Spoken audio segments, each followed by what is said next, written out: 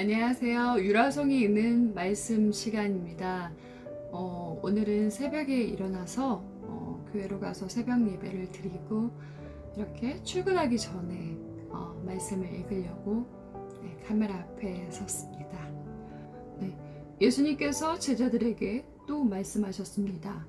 어떤 부자에게 재산을 관리하는 일꾼이 있었는데 이 일꾼이 재산을 낭비한다는 소문이 들렸다. 그래서 그를 불러다가 말했다. 내가 자네에 관해 들은 소문이 어찌된 일인가? 더 이상 자네를 일꾼으로 쓸 수 없으니 자네의 일을 정리해 주게. 그러자 그 일꾼은 속으로 생각했다. 주인이 내 일을 빼앗았으니 어떻게 해야 하나? 땅을 파자니 힘이 없고 국어를 하자니 창피한 노릇이구나. 내가 할 일을 알았다. 내가 이 자리에서 물러날 때 사람들이 나를 집으로 맞이하게 만들어야겠다. 그 일꾼은 주인에게 빚진 사람들을 하나씩 불렀다. 첫째 사람에게 물었다. 주인에게 빚진 것이 얼마요? 그가 올리브 기름 100마리요 라고 대답하자 그 일꾼이 말했다. 당신의 문서가 여기 있으니 어서 앉아서 50마리라고 적으시오. 또 다른 사람에게 그가 진 빚이 얼마냐고 물었다. 밀 100섬이요 라고 대답하자 그 일꾼이 말했다. 당신의 문서가 여기 있으니 80섬이라고 적으시오. 주인이 그 불의한 일꾼이 슬기롭게 행동하는 것을 보고 그를 칭찬하였다. 이세의 아들들이 자기를 처리하는 데 있어서는 빛의 자녀들보다 더 슬기롭다. 내가 너희에게 말한다. 불의한 재물로 친구를 사귀어라. 그러면 그 재물이 없어질 때 그들이 너희를 영원한 곳으로 맞아들일 것이다. 아주 작은 일에 충실한 사람은 많은 것에도 충실하다. 아주 작은 일에 충실하지 못한 사람은 많은 것에도 충실하지 못하다. 그러므로 너희가 불의한 재물에도 충실하지 못하면 누가 참된 것을 너희에게 맡기겠는가? 너희가 다른 사람의 것에 충실하지 못하면 누가 너희 몫을 너희에게 주겠느냐? 그 어떤 종도 두 주인을 섬길 수 없다. 한 편을 미워하고 다른 편을 사랑하든지 아니면 한 편에게는 충성을 하고 다른 편은 무시하든지 할 것이다.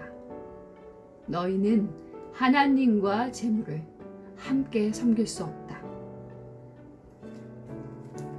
돈을 좋아하는 바리새파 사람들이 이 모든 것들을 들었습니다. 그리고 예수님을 비웃었습니다. 예수님께서는 이들에게 말씀하셨습니다. 너희는 사람들 앞에서 스스로를 의롭다고 한다. 그러나 하나님께서 너희의 마음을 아신다. 사람에게 존경을 받는 것이 하나님께는 미움을 받는 것이다. 율법과 예언자의 때는 요한까지다. 그러나 요한 이후부터는 하나님 나라의 복음이 전파된다. 모든 사람이 그 나라에 들어가려고 힘쓰고 있다. 율법의 작은 글자 하나가 떨어져 나가는 것보다 하늘과 땅이 없어지는 것이 더 쉬울 것이다. 자기 아내와 이혼하고 다른 여자와 결혼하는 사람은 누구나 간음죄를 짓는 것이다. 남편과 이혼한 여자와 결혼하는 사람도 간음죄를 짓는 것이다. 예수님께서 말씀하셨습니다. 어떤 부자가 있었다. 이 사람은 언제나 가장 비싼 옷을 입고 매일 호화스럽게 살았다. 한편 그 집 대문 앞에는 나사로라고 하는 한 가난한 사람이 누워 있었는데 몸에는 부스럼투성이었다. 그가 부자의 식탁에서 떨어지는 부스러기로 줄인 배를 채우기를 원했다. 심지어 개들이 와서 그의 부스럼을 핥았다. 어느 날 그 거지가 죽어 천사들에게 이끌려 아브라함의 팔에 안겼다. 부자도 죽어 땅에 묻혔다. 부자는 지옥에서 고통 가운데 있다가 눈을 들어 보았다. 멀리 아브라함이 보이고 나사로가 그의 품에 안겨 있는 것을 보았다. 아버지 아브라함이여, 제게 자비를 베풀어 주십시오. 제 혀를 적실 수 있도록 나사로의 손가락 끝에 물을 찍어 제게 보내주십시오. 제가 이 불꽃 가운데서 몹시 고통을 당하고 있습니다. 그러나 아브라함은 말했다. 얘야, 네가 살아있을 때 좋은 것을 마음껏 누렸고 나사로는 온갖 나쁜 것을 겪은 것을 기억하여라. 이제 나사로는 여기서 위로를 받고 너는 고통을 받는다. 이뿐 아니라 우리와 너희 사이에는 큰 구렁이 있어서 어느 누구도 너희를 돕기 위해 건너갈 수 없고 아무도 그곳에서 우리에게로 건너올 수 없다. 부자가 말했다. 그러면 제발 부탁입니다. 아버지, 나사로를 내 집안에 보내주십시오. 제게 형제가 5명이 있는데 나사로가 가서 증언하여서 그들이 이 고통받는 곳에 오지 않게 해주십시오. 아브라함이 대답했다. 그들에게는 모세와 예언자들이 있다. 그들은 그 소리를 들어야 한다. 부자가 말했다. 그렇지 않습니다. 아버지, 아브라함이여, 누군가 죽었다가 살아나 그들에게로 가면 그들이 회개할 것입니다. 아브라함이 그에게 대답했다. 만일 그들이 모세와 예언자들의 말을 듣지 않는다면 죽은 사람이 다시 일어나도 그들은 믿지 않을 것이다. 아멘. 네. 누가복음 16장에서는요, 부자와 나사로에 대해서 얘기했는데요. 정말 부자는 살아있을 동안에 온갖 것을 누리고 그렇게 살았어요. 근데 반면에 거지 나사로는 정말 불쌍하게 살았어요. 네, 막 몸에 부스러기, 막 부스럼도 막 이렇게 나고 못 먹고 그러니까 그리고 또 막 떨어져 있는 부스러기를 막 먹으면서 배를 채우고 그렇게 살았어요. 그런데 결국 죽어서 하나님 품에 거지가 가고 또 부자는 지옥에 떨어져서 불구덩이에서 고생을 하고 있죠. 그래서 부자가 그렇게 얘기하잖아요. 그러면 죽은 다음에 알았잖아요. 그럼 남아있는 형제들에게 정말 잘 살아라. 잘 못 살면 나처럼 이렇게 된다라고 좀 얘기 좀 해달라고 했는데 하나님께서는 스스로 깨달아야 된다고 얘기하십니다. 우리가 살아가 있는 동안에 눈에 보이지 않는 그 세계, 눈에 보이지 않는 것은 믿음이잖아요. 믿음의 눈으로 스스로 깨닫지 못하는 자는 내 옆에서 누가 기적이 나타나도 죽다가 살아난 것을 봐도 그냥 잠깐 이렇게 놀라거나 잠깐 믿고 금방 잊는다는 거예요.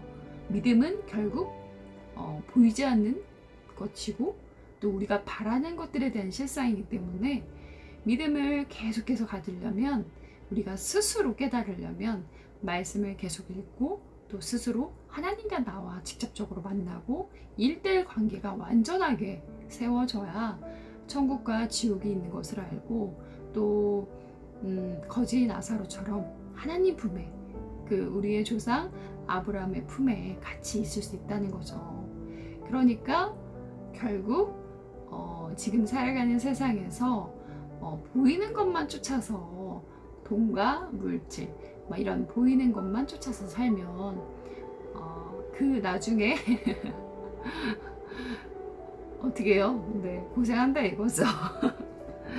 그래서 지금부터 우리가 늘 깨어서 보이지 않는 세계도 보이지 않는 세계 믿음을 가지고 그 믿음을 잘 지킬 수 있어야 우리가 이 땅에서도 살아있는 동안에 건강하게 살고 또 결국 천국에 갈 수 있다는 거죠. 네, 그래서 이렇게 정말 하나님의 세계는요 결국 나뉘어지는 것 같아요. 그래서 오늘 누가복음 16장의 말씀을 통해서 우리가 배운 것은 정말 건강하게 또 선하게 이 땅에서도 잘 살아내야겠다. 그래서 거짓 나사로처럼 천국의 아버지 품에 안길 때까지, 그때까지 정말 열심히 선하게 잘 살아야겠다. 네, 이런 마음이 들었습니다. 네, 오늘 제가 이제 새벽 예배를 드리고서요. 이 아침에 이제 또 월요일이라 바빠지면 또 이제 말씀을 읽는 순간순간을 또 지나쳐 버릴까봐 출근 전에 네, 조금 촉박하지만 얼른 이렇게 말씀을 읽고 올립니다. 여러분 한 주도 정말 마음 안에 담대한 믿음 달라고 기도하시면서 힘차게 시작하시길 소망합니다. 남은 시간도 여러분 주 안에서 승리하세요. 샬롬.